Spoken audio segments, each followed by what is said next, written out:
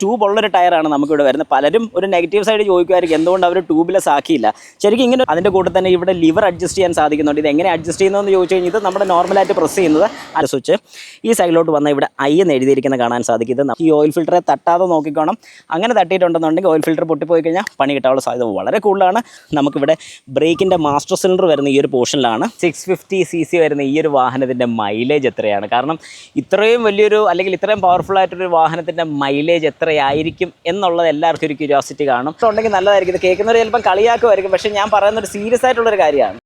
Hi നമസ്കാരം, ഞാൻ Rakesh M G. ഇന്നിപ്പം ഞാൻ കൊണ്ടുവന്നിരിക്കുന്നത് നമ്മുടെ ഏറ്റവും പുതിയ മോഡൽ റോയൽ എൻഫീൽഡിൻ്റെ ക്ലാസിക് 650 ആണ്. ഏതായാലും ട്വിൻ സിലിണ്ടർ വരുന്ന ഈ ഒരു വാഹനത്തിൻ്റെ വിശേഷമാണ് ഇന്ന് നമ്മൾ സംസാരിക്കാൻ വേണ്ടി പോകുന്നത്. അതായത് 500cc സ്റ്റോപ്പ് ചെയ്തതിന് ശേഷം അതിനെ ബാലൻസ് ചെയ്യിക്കാൻ വേണ്ടിയിട്ടായിട്ട് തന്നെ ഇറങ്ങിയൊരു മോഡലാണ് ക്ലാസിക് 650 എന്ന് നമുക്ക് വളരെ കൃത്യമായിട്ട് പറയാൻ സാധിക്കും. ഇത് ചെറിയൊരു വാഹനമൊന്നുമല്ല, ഒരു വലിയ വാഹനമാണ്. ഞാൻ സത്യം പറഞ്ഞാൽ ഇതൊക്കെ ഒരു ഫോട്ടോയിൽ കണ്ടപ്പോഴേക്കും വളരെ ചെറിയ, അല്ലെങ്കിൽ നമ്മുടെ ക്ലാസിക് 350 പോലെയൊക്കെ തന്നെ ഒരു ഫീലിലാണ് ഞാനിരുന്നത്. പക്ഷേ ഈ ഒരു വാഹനം കണ്ടപ്പോഴാണ് എനിക്ക് മനസ്സിലായി ഇത് ക്ലാസിക് 350 ആയിട്ടൊന്നും ഒരു കാരണവശാലും അല്ലെങ്കിൽ അതിൻ്റെ അടുത്തോട്ട് പോലും നമുക്ക് മാച്ച് ചെയ്യിക്കാൻ പറ്റത്തില്ല. ഇതൊരു 650cc വാഹനമാണ്, കിടു വാഹനമാണ്. ഈ വാഹനത്തിൻ്റെ വിശേഷവും കാര്യങ്ങളൊക്കെയാണ് നമ്മൾ ഇന്ന് ഈ ഒരു വീഡിയോയിൽ പറയാൻ വേണ്ടി പോകുന്നത്. ഇതിൻ്റെ കുഞ്ഞു കുഞ്ഞു കാര്യങ്ങളും എല്ലാം കൂടെ എടുത്താണ് ഈ വീഡിയോ ഞാൻ ചെയ്തിരിക്കുന്നത്. അപ്പോൾ എല്ലാവർക്കും welcome back to my channel MG at Explore. നമുക്ക് സ്റ്റാർട്ട് ചെയ്യാം. ആദ്യം തന്നെ ഈ വാഹനത്തിൻ്റെ 2 എക്സോസ്റ്റ്, അതായത് ട്വിൻ എക്സോസ്റ്റ് എന്നുള്ള സൗണ്ട് നമുക്കൊന്ന് കേട്ട് നോക്കാം. കാരണം റോയൽ എൻഫീൽഡ് എന്ന് പറയുമ്പോൾ ആ ഒരു സൗണ്ട് നമ്മുടെ മനസ്സിൽ കിടക്കുന്നത് ആ സൗണ്ട് തന്നെയാണോ എന്നുള്ളത് നമുക്ക് ആദ്യം തന്നെ ഒന്ന് നോക്കാം. യെസ്, എന്ത് തോന്നുന്നു, നിങ്ങളുടെ അഭിപ്രായമാണ്?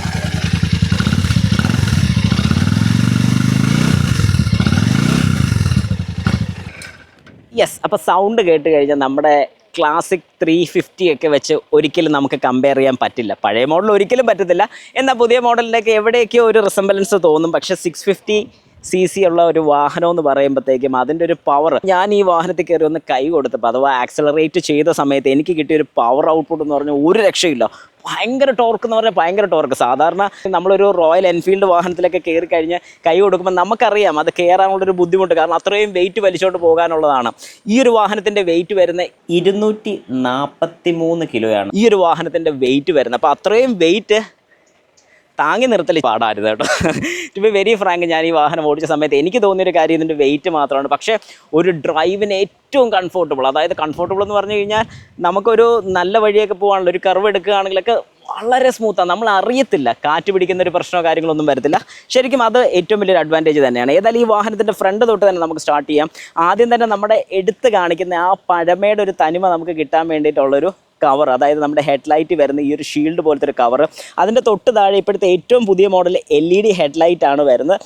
റോയൽ എൻഫീൽഡിൻ്റെ ഒരു ബാഡ്ജിങ്ങും അതിനകത്ത് തന്നെ കൊടുത്തിട്ടുണ്ട്. ഏതായാലും LED ആയതുകൊണ്ട് പലരും അഭിപ്രായങ്ങൾ പറയുന്നത് വെട്ടം കുറവാണെന്നാണ്. കാരണം ഇവർ ഈ ഒരു സെയിം ടൈപ്പ് തന്നെയാണ് എല്ലാത്തിനും ക്യാരി ഫോർവേഡ് ചെയ്യുന്നത്. നമ്മുടെ 100 ആണെങ്കിലും അങ്ങനത്തെ എല്ലാ മോഡൽസിനും ഇപ്പം ഈ ഒരു ലൈറ്റ് തന്നെയാണ് വരുന്നത്. അത് കഴിയുമ്പോഴത്തേക്കും നമുക്ക് 2 ഫോർക്ക് കാണാൻ സാധിക്കും. അതുപോലെ തന്നെ ഇവിടെ എല്ലാം ക്രോം പ്ലേറ്റഡ് ആണ്. ഒരുപാട് സ്ഥലത്ത് നമുക്ക് ക്രോം കാണാൻ സാധിക്കും. നല്ല രസമുണ്ട്, എനിക്ക് ഭയങ്കര ഇഷ്ടമാണ് ക്രോം. അതുകൊണ്ട് എനിക്ക് ഒരുപാട് ഇഷ്ടം തോന്നിയിട്ടുണ്ട്. പക്ഷേ ചിലർക്ക് ക്രോം ഇഷ്ടമല്ല.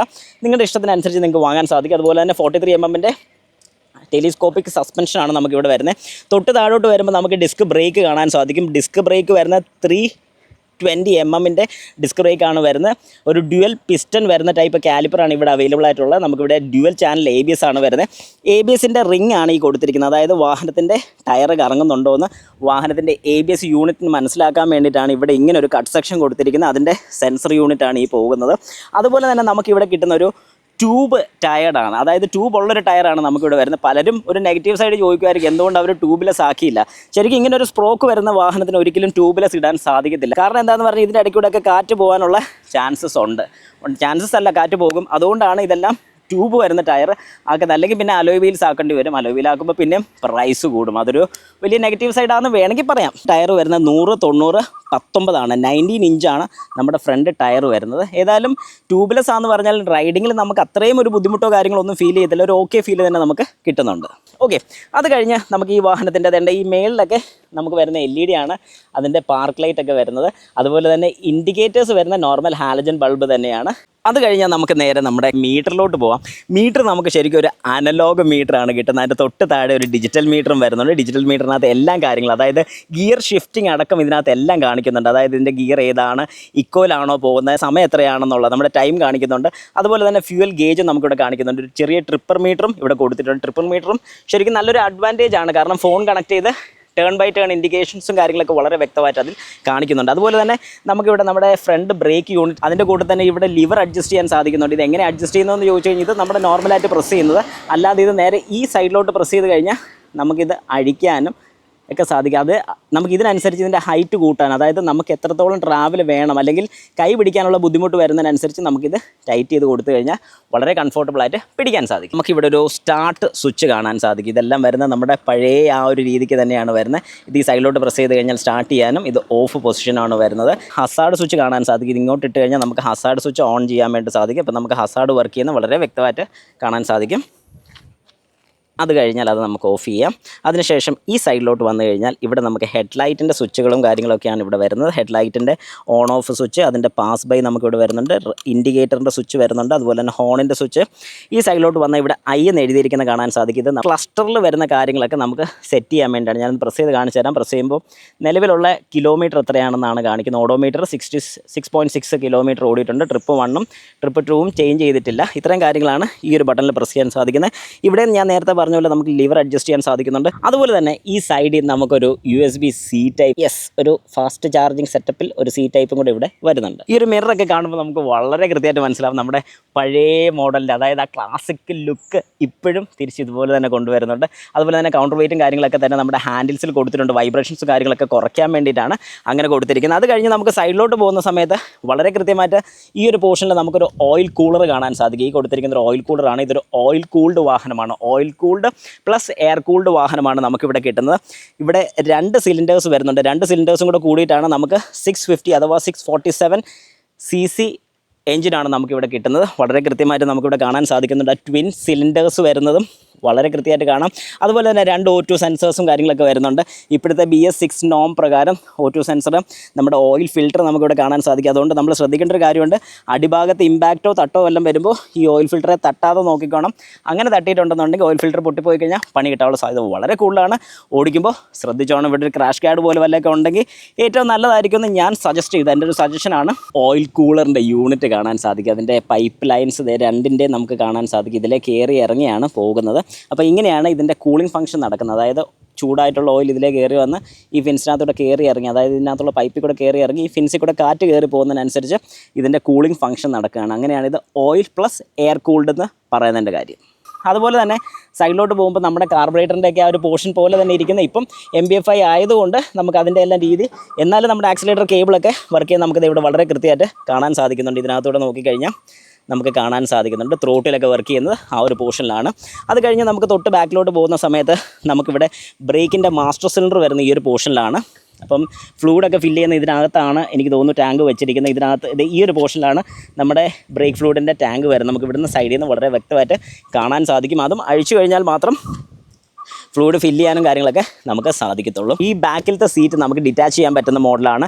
നമുക്കിത് ആവശ്യമില്ലെന്നുണ്ടെങ്കിൽ അഴിച്ചു വെച്ചാൽ ഒരു സിംഗിൾ സീറ്റ് വാഹനമായിട്ട് തന്നെ യൂസ് ചെയ്യാൻ സാധിക്കും. ഈ ഫെൻഡറിൻ്റെ ഗ്യാപ്പ് വരുന്നത് നല്ല രീതിക്ക് കൂടുതലാണ്. അതായത് നല്ലൊരു കാര്യം തന്നെയാണ്. നമുക്കിവിടെ 300 mm ബ്രേക്ക് ഡിസ്ക്കാണ് ബാക്കിലും കിട്ടുന്നത്. അതുപോലെ തന്നെ ഞാൻ ഫ്രണ്ടിൽ പറഞ്ഞ പോലെ ABSൻ്റെ സെൻസർ നമുക്കിവിടെ വരുന്നുണ്ട്.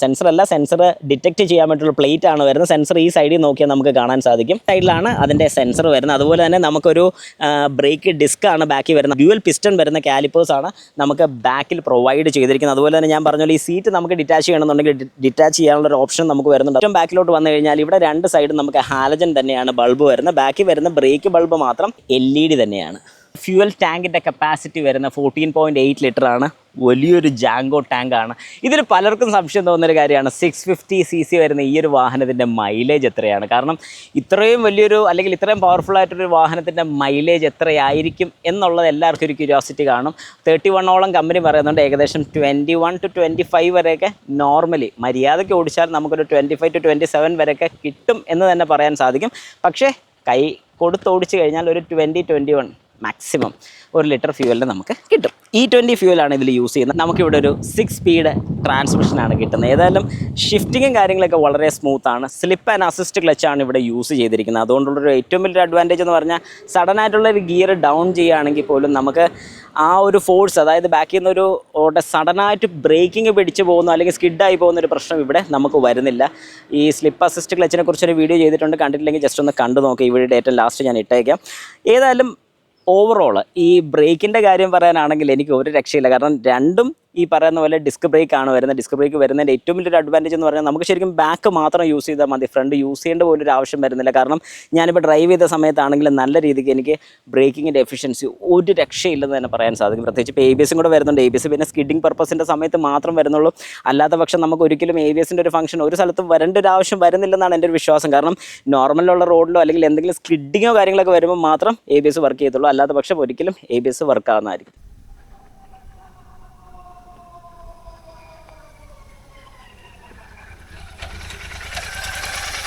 അതുപോലെ തന്നെ ഇതിൻ്റെ സസ്പെൻഷൻ സൈഡ് നോക്കുകയാണെങ്കിൽ ഒരു ഓക്കെ ഫീൽ എന്നേ നമുക്ക് പറയാൻ പറ്റുള്ളൂ. ഒരു ഭയങ്കര ഒരു കംഫോർട്ട് സൈഡ് എന്ന് ഞാൻ പറയുന്നില്ല, എന്നാലും ഒരു ഓക്കെ ഫീൽ തന്നെ കിട്ടാം. പക്ഷേ ഹാൻഡിലിങ് ഒരു രക്ഷയില്ല. ഇത്രയും വെയിറ്റ് വരുന്നുള്ളതുകൊണ്ട് ഹാൻഡിലിങ്ങിൻ്റെ സൈഡ് കൊണ്ട് പക്കയാണ്. പക്ഷേ ഒരു സൈഡിലൊക്കെ നിർത്തി നമുക്കൊന്ന് ബാക്കിലോട്ടൊക്കെ എടുക്കണമെന്നുണ്ടെങ്കിൽ ഇച്ചിരി പാട് വിടും.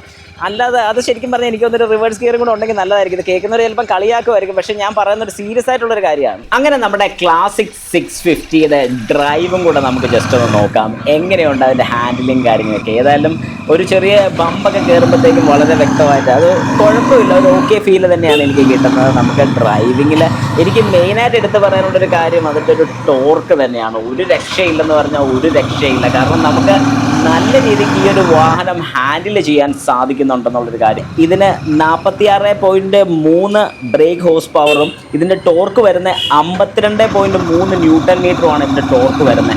ആ ഒരു ടോർക്ക് ശരിക്കും നമുക്ക് ഫീൽ ചെയ്യും ഇതൊന്ന് ഡ്രൈവ് ചെയ്ത് കഴിഞ്ഞാൽ. ഞാൻ എപ്പോഴും സജസ്റ്റ് ചെയ്യുന്നൊരു കാര്യം, നിങ്ങൾ ഉറപ്പായിട്ട് ഈ വാഹനം ഒന്ന് ഡ്രൈവ് ചെയ്ത് നോക്കിയിരിക്കണം. കാരണം ഡ്രൈവ് ചെയ്ത് നോക്കിക്കഴിഞ്ഞാൽ വളരെ കൃത്യമായിട്ട് ഈ വാഹനത്തിൻ്റെ ഒരു പെർഫോമൻസ് നിങ്ങൾക്ക് അറിയാൻ സാധിക്കും. കാരണം 650 എന്ന് പറയുന്ന ഈ ഒരു മോഡൽ ഒരു രക്ഷയില്ലെന്ന് തന്നെ എനിക്ക് പറയാൻ സാധിക്കും. പക്ഷേ വെയിറ്റ് കൊണ്ടും എല്ലാവർക്കും ഇത് അനുയോജ്യമാണെന്ന് ഞാൻ ഒരിക്കലും ഉറപ്പ് പറയില്ല. നിങ്ങളൊരു ഓക്കെ, അതായത് അതുകൊണ്ട് തന്നെയാണ് ഡ്രൈവ് ചെയ്യണമെന്ന് ഞാൻ പറഞ്ഞത്. കാരണം ഡ്രൈവ് ചെയ്ത് കഴിഞ്ഞാൽ ഇതിൻ്റെ ഒരു വെയിറ്റ് നമുക്ക് മനസ്സിലാക്കാൻ സാധിക്കും. എല്ലാവർക്കും ഇത്രയും വെയിറ്റ് ഹാൻഡിൽ ചെയ്യാൻ ചിലപ്പോൾ സാധിച്ചെന്ന് വരില്ല.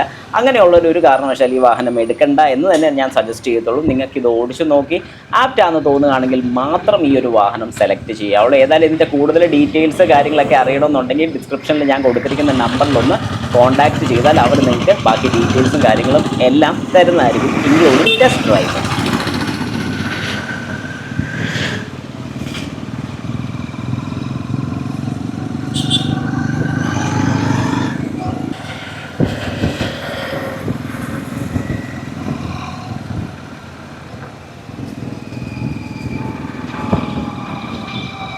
ഡ്രൈവ് കംഫോർട്ട് പറയാനാണെങ്കിൽ ഓക്കെയാണ്. പക്ഷേ ഒരുപാട് സ്പീഡ് എടുത്തു കഴിഞ്ഞാൽ എനിക്ക് അത്ര ഓക്കെ ആയിട്ട് തോന്നുന്നില്ല. പിന്നെ ഐഡിലിങ്ങിൽ ചെറിയ വൈബ്രേഷൻസ് നമുക്ക് ഫീൽ ചെയ്യും. പക്ഷേ ഡ്രൈവിംഗ് സമയത്ത് നമുക്ക് വൈബ്രേഷൻസോ കാര്യങ്ങളോ ഒന്നും തന്നെ ഫീൽ ചെയ്യത്തില്ല. നല്ല കിട്ടു ഫീലാണ് ഓടിക്കാൻ വേണ്ടിയിട്ട്. പ്രത്യേകിച്ച് നല്ല ടോർക്ക് കയറി വരുന്നുള്ളതുകൊണ്ട് കൈയൊന്ന് കൊടുത്തു കഴിഞ്ഞാൽ ടോർക്ക് കയറി വരുന്ന വഴി നമ്മൾ അറിയത്തില്ല.